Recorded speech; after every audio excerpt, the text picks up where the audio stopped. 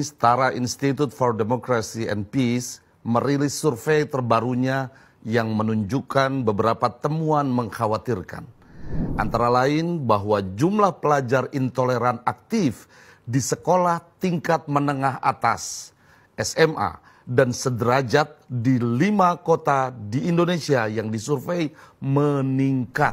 5 kota yang disurvei itu adalah Bandung, Bogor, Surabaya, Surakarta, dan Padang. Ketika ditanya tentang tanggapan terhadap penghinaan agama, sekitar 20,2% pelajar mengaku tidak bisa menahan diri untuk tidak melakukan kekerasan. Tidak berhenti di situ. Survei Setara Institut itu juga mengungkapkan bahwa 56,3% pelajar menyokong penerapan syariat Islam. Yang lebih mengejutkan lagi, 83,3% dari pelajar di 5 kota tersebut menilai Pancasila bukan ideologi negara yang bersifat permanen dan dapat diganti. Sekitar 33% pelajar setuju untuk membela agama, termasuk harus mati dalam membela agama. Hal ini mengindikasikan perjuangan untuk meminimalisir intoleransi di Indonesia jauh dari kata selesai. Sebelumnya, kasus-kasus intoleransi juga merebak di banyak tempat. Intoleransi bukan hanya menggejala di kelompok Muslim, tetapi juga dialami oleh pemeluk agama lainnya. Kita masih ingat, di tahun 2016 terjadi aksi pembubaran paksa acara kebaktian di Kompleks Sasana Budaya Ganesha atau Sabuga di Kota Bandung.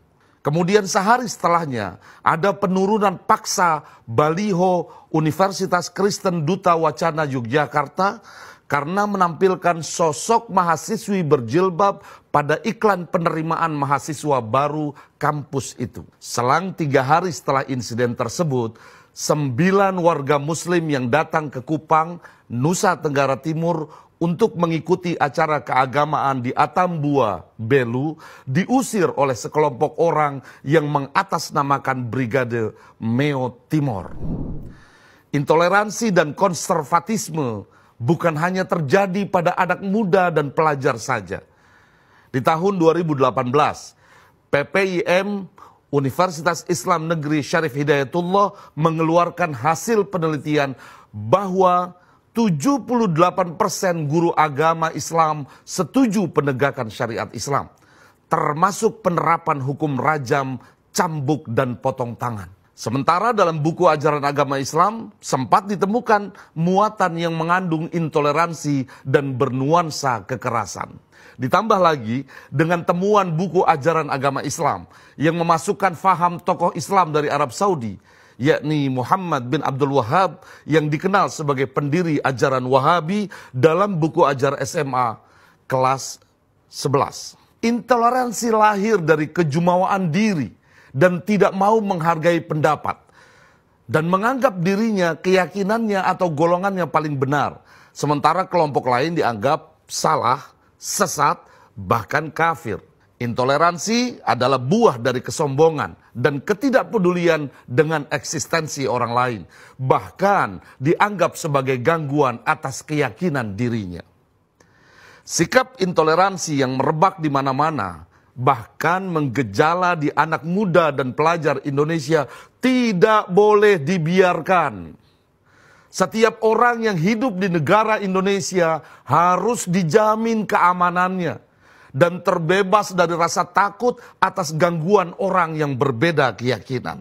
Program moderasi beragama yang digaungkan oleh Kementerian Agama dan dipimpin langsung oleh Gus Menteri Yakut Khalil Qomas harus didukung terus dan tidak boleh berhenti. Program-program moderasi agama jangan hanya bergaung di elit agama saja, di ruang-ruang pertemuan yang mewah, tetapi harus menyasar kelompok-kelompok di tingkat bawah, kelompok yang rentan terjangkit intoleransi dan mudah terpapar konservatisme. Dengan demikian, kita berharap intoleransi dan konservatisme agama hilang di muka bumi Indonesia. Dan semua orang hidup berdampingan dengan damai, dan saling menghargai.